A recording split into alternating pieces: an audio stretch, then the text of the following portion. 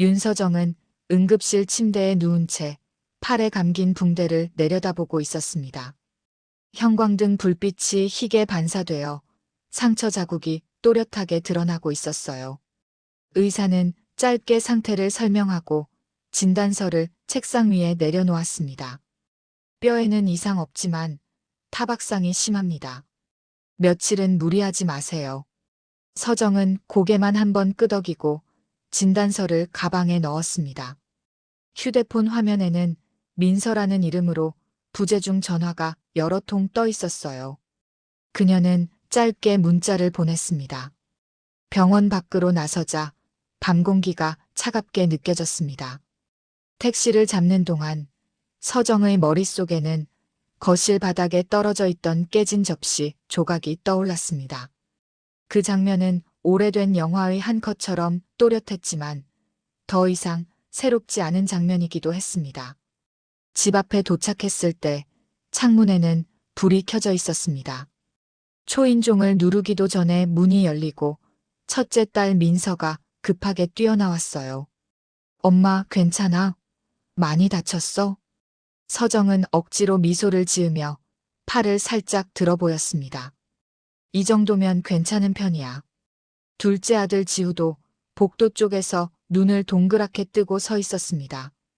거실로 들어가자마자 민서는 서정의 가방에서 진단서를 꺼냈습니다.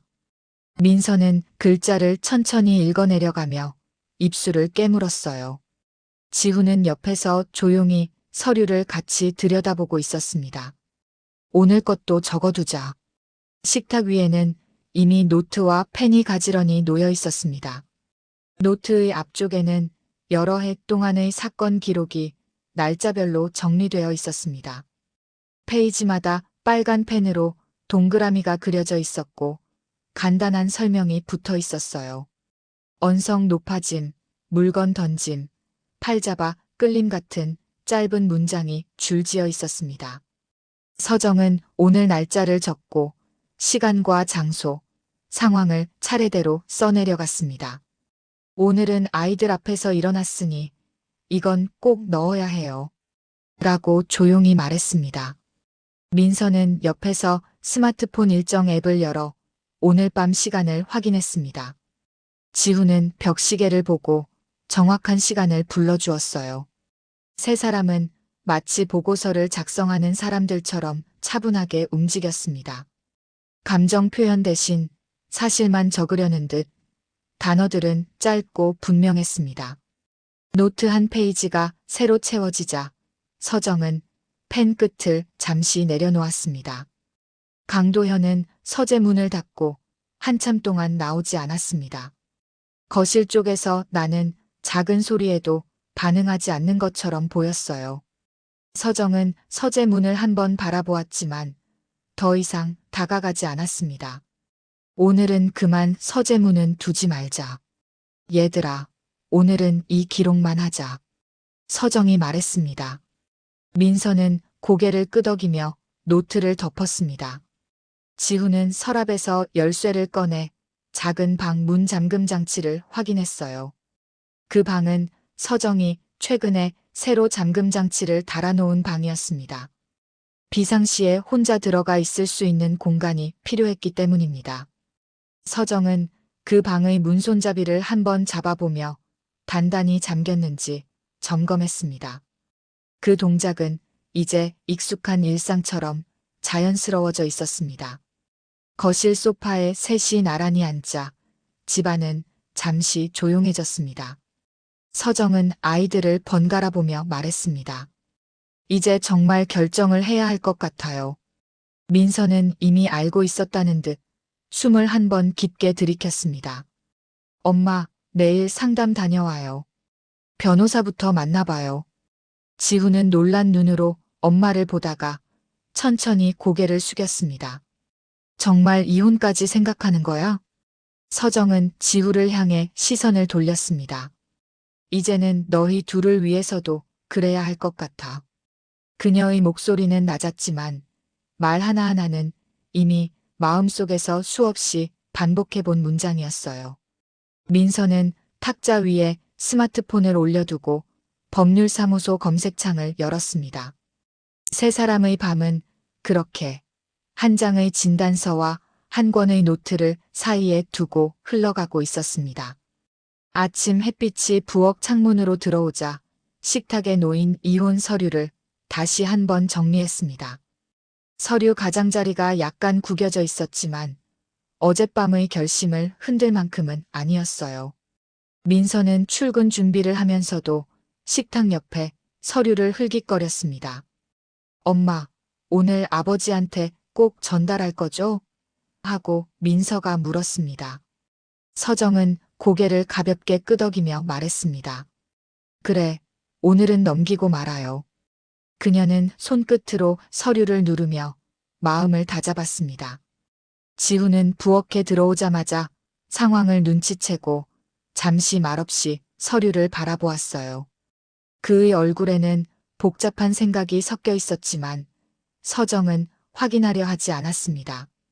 시간이 되어 모두가 각자의 자리로 흩어지려는 순간 서정은 서류철을 들고 서재로 향했습니다. 문 앞에서 잠시 멈춰 섰다가 조용히 문을 두드렸습니다. 강도현은 천천히 문을 열고 서정의 손에 든 서류를 내려다보았습니다. 그의 표정은 놀람도 분노도 아닌 어딘가 계산적인 고요함이었어요. 서정이 서류를 건네자 그는 말없이 받아들고 책상에 펼쳤습니다. 한 장씩 넘기며 내용을 읽던 도현은 잠시 펜을 들더니 공란 옆에 메모를 적기 시작했습니다. 여기 있는 폭력 사유는 사실과 다릅니다. 그가 조용히 말했습니다. 서정은 짧게 대답했습니다. 기록대로 적은 내용입니다. 도현은 다시 문장을 살피며 다른 항목에도 표식을 남겼어요. 상황이 과장됐다고 판단합니다. 서정은 그 말에 반응하지 않고 서류철을 정리했습니다. 그녀는 더 이상의 대화가 의미 없다고 판단했습니다. 지훈은 거실에서 두 사람의 대화를 멀리서 듣고 있었습니다. 그는 서류가 책상 위에 놓인 걸 바라보며 고개를 갸웃거렸어요. 아버지가 저렇게 말할 줄 몰랐네. 지훈은 혼잣말처럼 중얼거렸습니다. 민서는 집에서 나가기 전 서재에서 나오는 서정의 표정을 살폈습니다. 엄마, 반응이 어땠어요? 이해하려 하지 않았어요. 서정은 짧게 답했습니다. 민서는 눈썹을 살짝 찌푸리며 상황을 정리하려고 애썼습니다. 그녀는 아버지가 폭력 자체를 기억하지 못한다는 사실을 가장 이해하기 어려웠어요. 정말 기억을 못하는 건지 인정하기 싫은 건지 모르겠네요. 서정은 가방을 들고 현관으로 향하며 말했습니다. 우린 지금 할 일만 하면 돼요. 오전 시간이 흐르면서 집은 갑작스레 조용해졌습니다. 민서는 회사로 향하면서 변호사 상담 일정 알림을 설정했어요. 지훈은 학교에 가기 전 아버지의 일정표가 적힌 달력을 잠시 살펴보았습니다. 달력에는 연구 일정이 빼곡했지만 최근 몇 주의 메모는 비어 있었어요. 지훈은 그 빈칸이 어쩐지 마음에 걸렸습니다. 서정은 변호사 사무실로 가기 위해 준비를 마치고 문을 닫았습니다. 그녀는 아침의 짧은 상황들을 되새기며 다음 단계로 나아갈 준비를 했어요. 강도현은 서재에서 한참 동안 이혼 서류를 바라보고 있었습니다. 그의 손끝은 서류 모서리를 천천히 접었다 펴기를 반복했어요. 그 아침은 이혼이라는 단어가 가족 사이에 뚜렷하게 자리 잡는 시점이었습니다. 민서는 점심시간이 되자 아버지의 대학 연구실로 향했습니다. 연구동 복도는 조용했고 학생들의 낮은 말소리만 멀리서 들렸어요. 민서는 연구실 문 앞에서 잠시 숨을 들이켠 뒤 손잡이를 돌렸습니다. 강도현의 조교가 고개를 들고 무슨 일로 오셨어요? 하고 묻습니다. 민서는 간단히 신분을 밝히고 아버지의 최근 연구 일정에 대해 물어보았어요. 조교는 책상을 정리하며 교수님은 요즘도 늘 똑같이 안정적으로 일하고 계십니다. 그녀는 이어서 혹시 최근에 스트레스를 받거나 행동이 달라진 적은 없었나요? 라고 물었습니다. 조교는 고개를 저으며 겉보기엔 아무 변화 없으셨어요. 민서는 조교의 말과 집에서의 상황을 비교하며 기록을 덮었습니다. 연구실 밖으로 나온 민서는 바로 옆 사무실로 이동했습니다. 그곳에는 아버지와 오래 일한 동료 교수가 앉아 있었어요. 그녀는 정중히 인사를 하고 최근 아버지의 업무 분위기를 여쭈었습니다. 동료 교수는 당황한 표정으로, 도현 교수는 늘 차분했습니다. 무슨 문제가 있나요? 라고 되물었습니다. 민서는 단정한 목소리로 집에서 조금 문제가 있어서요. 라고만 설명했습니다. 동료 교수는 서류철을 가리키며 최근 논문 준비도 착실히 하고 계셨습니다. 민서는 짧게 감사 인사를 하고 연구동 계단으로 향했습니다. 계단을 내려오며 그녀는 수집한 정보들을 잠시 정리했습니다. 외부에서 본 아버지는 일관되고 평온한 모습뿐이었습니다. 그 사실은 오히려 집안에서 벌어진 폭력 행동과 더 큰 대비를 이루었습니다. 학교를 나선 민서는 근처 카페에 들어가 노트를 펼쳤습니다. 그녀는 오늘 들은 이야기들을 정리했어요. 동료와 조교 모두 아버지의 변화를 전혀 느끼지 못했다는 점이 공통되었죠. 민서는 아버지가 집과 외부에서 전혀 다른 모습을 유지하고 있다는 사실을 확인했습니다. 그녀는 이 차이가 단순한 성격 변화가 아니라 반복된 패턴일 수 있다고 판단했어요. 민서는 집으로 돌아가는 길에 어릴 때의 기억 하나가 불현듯 떠올랐습니다. 아버지가 외부에서는 항상 신중했지만 집 안에서는 종종 예민해지던 순간들이었어요. 그녀는 이제 그 간극이 단순한 기분 차이가 아니라 구조적 문제라는 생각에 이르렀습니다. 고개를 숙이고 걷던 민서는 신호등 앞에서 잠시 멈춰 섰습니다. 집에서만 폭력이 드러나는 이유가 뭘까 하며 조용히 중얼거렸습니다. 그녀는 주변의 말들이 하나도 서로 맞지 않는다는 점을 다시 떠올렸어요. 외부에서의 칭찬과 집에서의 충돌이 전혀 연결되지 않는 상황이었습니다. 민서는 이 모순이 사건을 이해하는 핵심 단서가 될 수 있다고 판단했습니다. 그녀는 메모를 정리하며 여러 가지 생각에 잠겼습니다. 집 정리를 하던 주말 오후 윤서정은 다용도실 구석에 오래된 골판지 상자가 놓여 있는 것을 발견했습니다. 상자 겉면에는 흐릿한 글씨로 개인 자료라고 적혀 있었고 세월이 묻은 테이프가 느슨하게 붙어 있었어요. 서정은 조심스럽게 테이프를 떼고 상자를 열었습니다. 안에는 빛이 바랜 공책과 봉투, 그리고 낡은 파일철 몇 개가 차곡차곡 들어 있었습니다. 그녀는 파일철 중 하나를 꺼내 첫 장을 넘겼습니다. 페이지에는 도현 14세라는 글자와 함께 여러 날의 기록이 날짜 순으로 적혀 있었어요. 그 기록 대부분은 아버지에게 겪은 사건들을 구체적으로 설명한 내용이었습니다.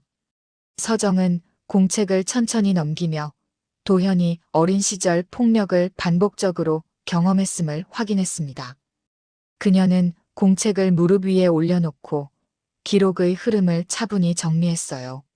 모든 문장은 당시 소년이 놓인 환경을 그대로 적은 것처럼 사실 위주로 구성돼 있었습니다. 다음으로 그녀는 결혼 초기라고 적힌 별도의 파일을 펼쳤습니다. 그 안에는 도현이 스스로의 행동을 기록한 내용이 있었습니다. 특정 날짜에 목소리 커짐, 무반응에 분노, 통제 필요 같은 단어가 있었습니다.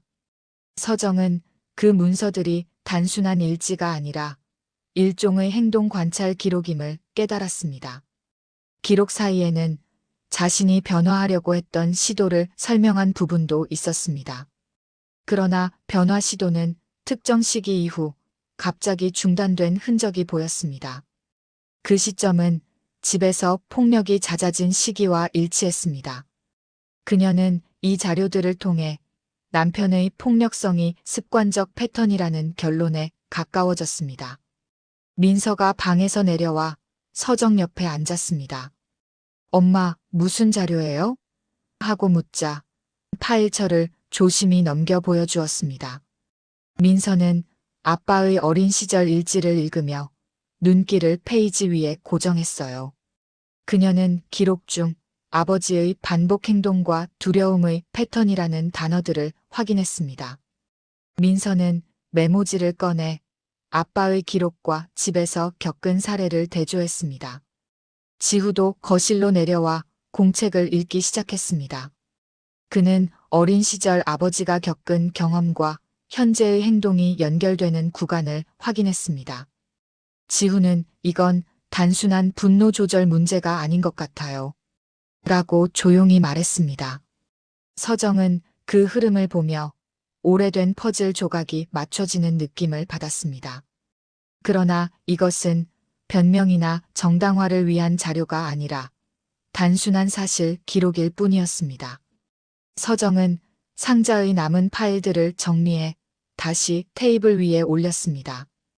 이날 발견된 일기와 기록들은 사건의 실상을 이해하는 실마리가 되었습니다. 시간이 지나 이혼 절차가 마무리된 며칠 후 조용한 동네 가정상담센터로 향했습니다. 그는 접수대에서 상담 예약을 확인하고 대기실 의자에 앉았습니다. 창밖에는 가을빛이 비쳤고 그는 양손을 무릎 위에 올린 채 짧은 숨을 반복했어요.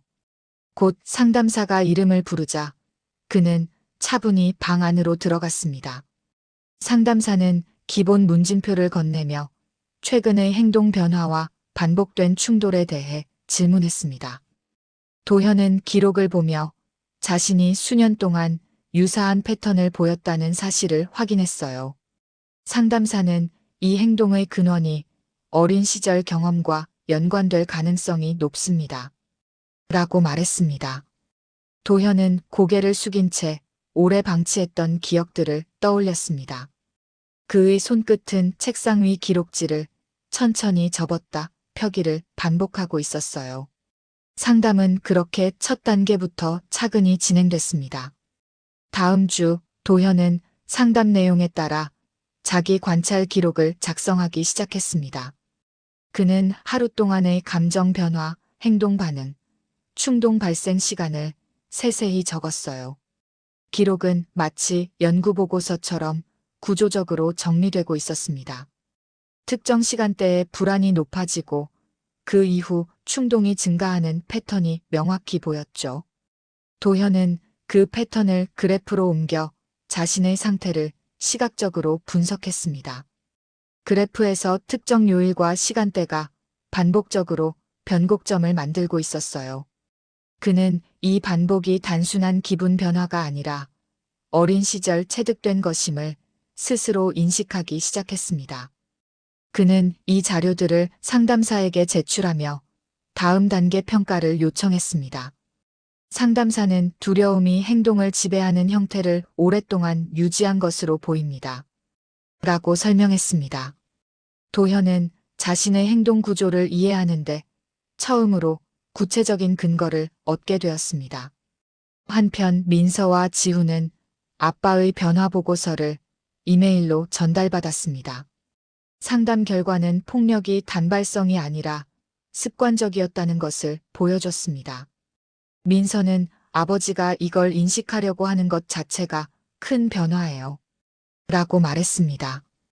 두 남매는 이 자료가 이후 가족 회복의 중요한 기점이 될 것이라고 생각했습니다.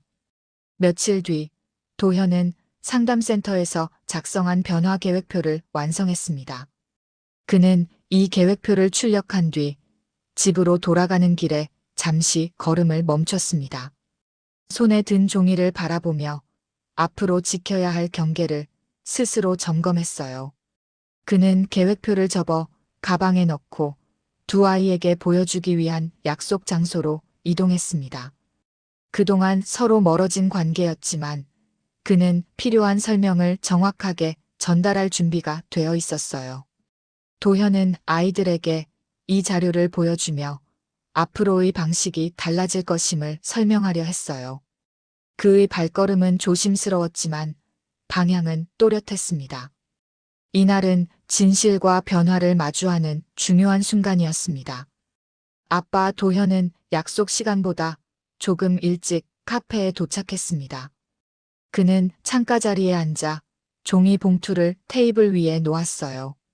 봉투 안에는 변화 계획표, 상담 기록 일부, 그리고 사과 편지가 있었습니다. 도현은 두 손을 모아 쥐었다 폈다 반복하며 아이들과의 만남을 기다렸습니다. 잠시 뒤 민서와 지후가 문을 열고 들어왔습니다. 두 사람은 자리에 앉기 전 잠깐 서로 눈빛을 맞추며 분위기를 살폈어요. 도현은 고개를 끄덕이며 그래, 상담사와 함께 점검하고 있어.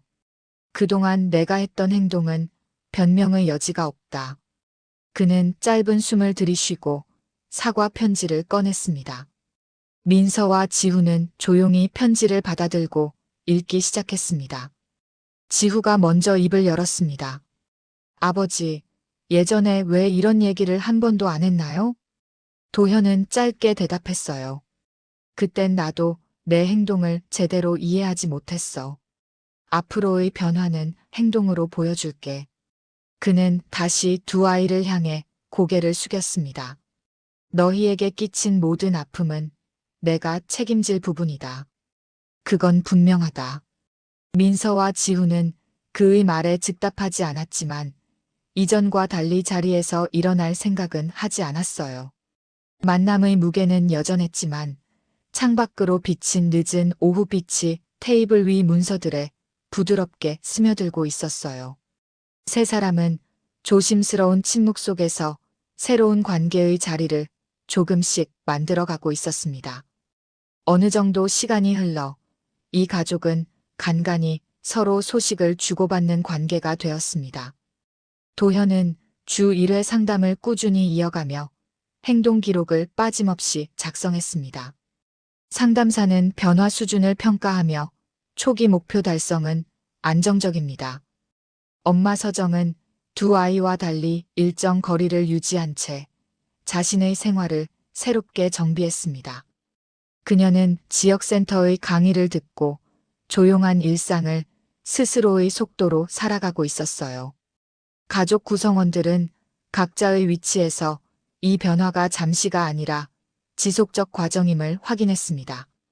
시간은 빠르게 흘렀지만 가족의 구조는 날카로운 균열 대신 단단한 균형 위에 서 있었습니다.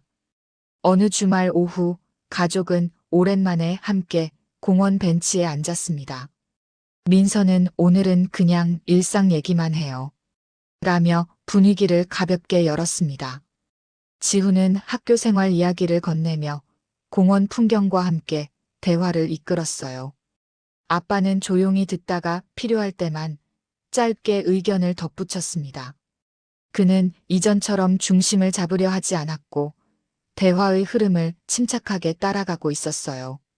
엄마 서정은 벤치 끝자락에 앉아 세 사람의 대화를 조용히 바라보았습니다. 그녀의 시선에는 판단도 분노도 아닌 지금의 관계를 확인하는 차분함만 담겨 있었어요. 바람은 가볍게 불었고 벤치 주변에는 아이들이 뛰노는 소리가 은은하게 들렸습니다. 대화는 짧고 단순했지만 어떤 불안도 동반하지 않은 드문 순간이었습니다. 가족은 오랜 시간 끝에 비로소 평범한 하루를 나란히 마주하고 있었어요.